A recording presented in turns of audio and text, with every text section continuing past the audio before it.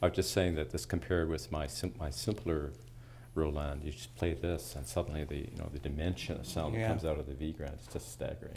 Well, this is even there's a stage version. The first version of this I heard which doesn't have any of the body and so forth. But it's a large version of the thing. When it came out, it created a huge ripple in the professional community.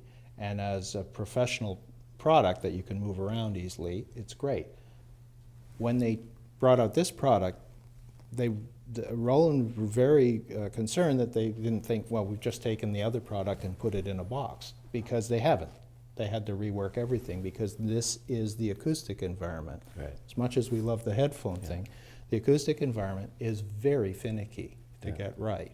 Yeah. Particularly as, we're creating an acoustic sound from not one or two speakers. Right. We're creating an acoustic environment which is all-inclusive. It's not stereo. Right. It's it. Right. It's real. And each one of those speakers is specifically designed to be in the place that it is. Right. So that it plays off so the that whole body of the instrument, just like any piano would. That's right. And interesting challenge, one of the things I was also mentioning is when I first sat down on the instrument, as part of one of the features is that it's labeled it as ambience, other people would call it reverberation. And so there's lots of, there is a difference. But the point is that having that turned on when you first listen to something is going to be kind of doubling up what happens naturally. I'll just show you. Here, if you sit down and play the instrument with the reverb up, or the ambience up, as they call it. Right. Hear that? Without it, we're in the room. To my ear, it's day and night. It feels so much better without the ambience. Yeah. Put on the headphones, give me the ambience. Right. I think that's true. I think that's true. Yeah. Just the way it comes through the air. Yeah.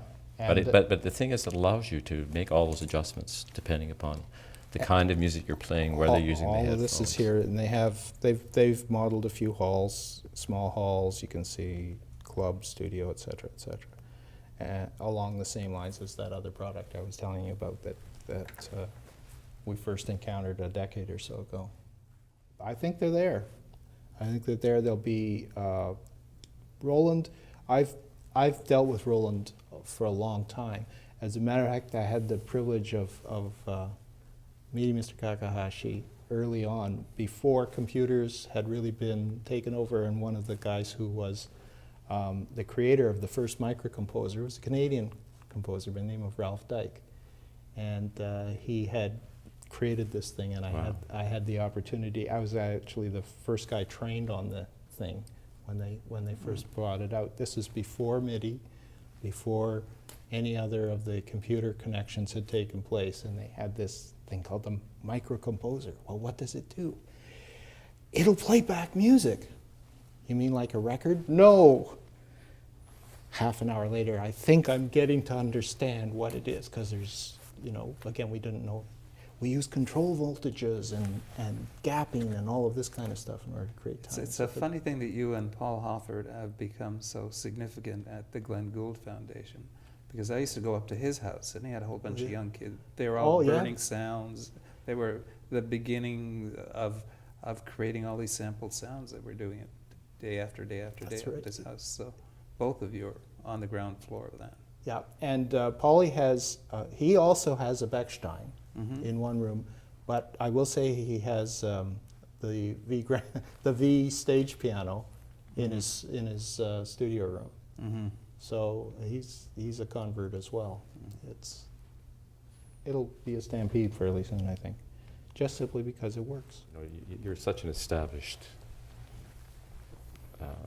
role in Canada and beyond in ordinary pianos, acoustic pianos.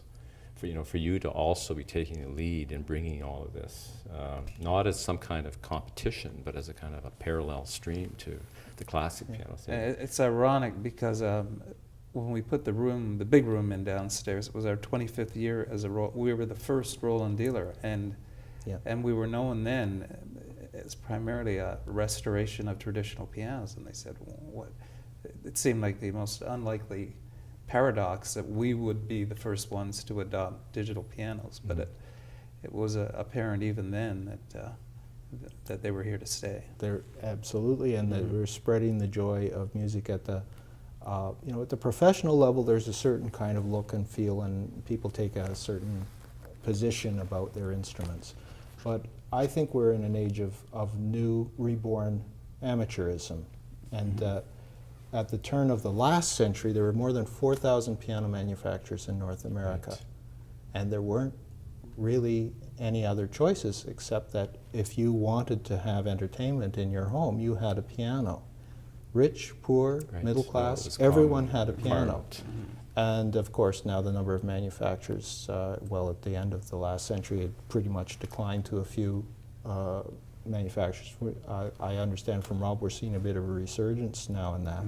But we're also seeing a resurgence of the idea of amateurism in the best sense of the word, the love of it, returning. So, here you are. I'm a good example of that. Yes, exactly. And I think as boomers get a little older and they get more time, and they're able to go back and indulge previous forgotten skills and so forth, you'll see a big explosion of I this. completely think And the other that's thing, the case. because Roland is part of Lowrey, many more people are get exposed to it than otherwise would never walk into an electronic store, right?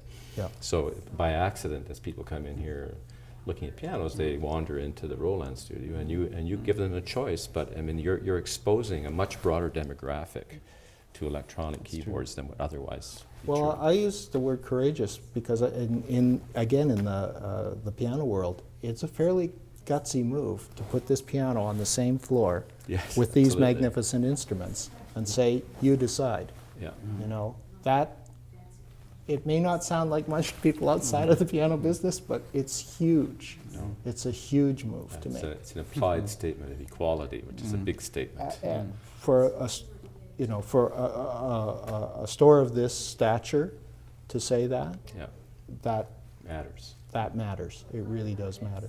And it matters because the people who are going to buy these instruments are exactly, as you say, the new love of the instruments is coming back, and I would these say make a lot of sense. among the major newspapers, within every 2 or 3 month period, there is going to be an article about music and retaining your wits and resisting going into dementia, and how fantastic it is.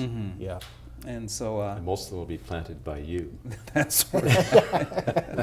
If you do your job right, yes. But no, people will pick up on this. And we're seeing all across North America, there's these phenomena. I don't know whether you've heard of the sudden resurgence of ukuleles.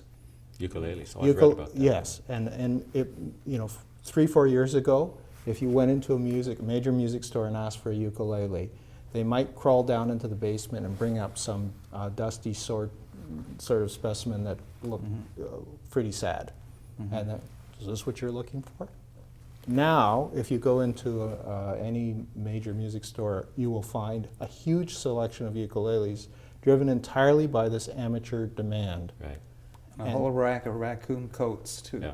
Yeah, exactly. It's But extraordinary. we joke about it, but it's true that I think that music is mathematics essentially. It's a form of mathematics intellectually, and then physically for a piano, it's great because it's also a complex workout of your body, And so where you're doing math when you're doing music, and you're translating math through your fingers.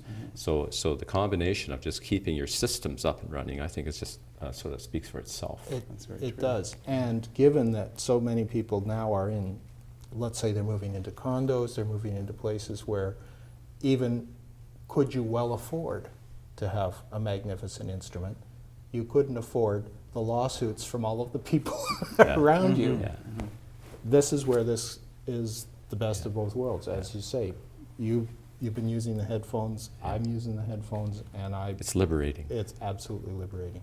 Who knew that headphones attached to a keyboard would be liberating rather than confining. Yeah, that's You know, and quite a you thought. thought, I have to use these when there's someone else around, but actually you find out that it creates a private world that is quite marvelous and different. Yeah, So it's just another option that keeps you coming back to the keyboard. absolutely does. Thank you, Rob. Well, thank you for visiting us so soon back from Costa Rica, and I'm sure you got a busy schedule ahead with Luminato and the like. Thank you. And Glenn is always right there when we need him, We do our little best. and we try to be right there when you need us too.